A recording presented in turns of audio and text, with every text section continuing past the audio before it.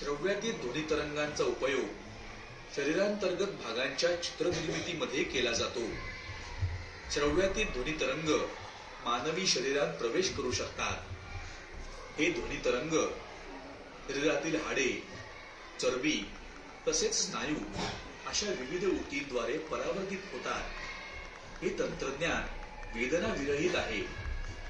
या गुणधर्मांमुळे अचूक निदान करण्यासाठी श्रव्यातीत ध्वनीचा उपयोग वैद्यकशास्त्रात वाढत आहे. या तंत्रज्ञानामध्ये एक छोटी शोधणी व एक विशिष्ट द्रव वापरला जातो. ज्या अंतरेंद्रियांचे परीक्षण करावयाचे आहे त्यावरील त्वचेवर बाहेरून हा द्रव लावला जातो.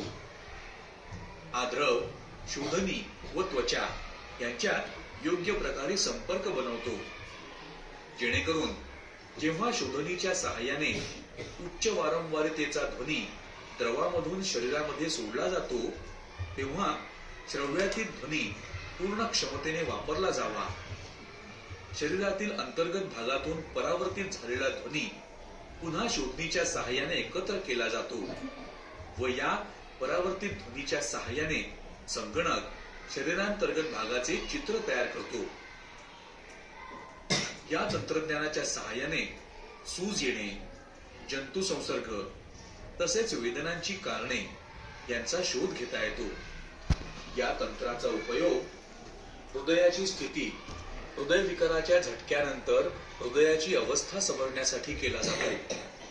श्रव्यातीत ध्वनितरंगांचा वापर करून हृदयाच्या ठोक्याचा अभ्यास करणाऱ्या तंत्रज्ञानास इकोकार्डिओग्राफी असं म्हणतात. उच्च वारंवारतेच्या श्रव्यातीत ध्वनितरंगांचा वापर करून मूतखड्यांचे बारीक तुकडे केले जातात, जेणेकरून ते नंतर लघवीद्वारे वृक्कातून बाहेर काढून टाकले जाऊ शकतील. गरोदर स्त्रीच्या गर्भाशयामध्ये गर्भाची होणारी वाढ पाहण्यासाठी सोनोग्राफी तंत्राचा वापर केला जातो. त्यामुळे गर्भधारणेदरम्यान गर्भाच्या वाढीत काही असामान्यता असल्यास त्याची माहिती मिळते.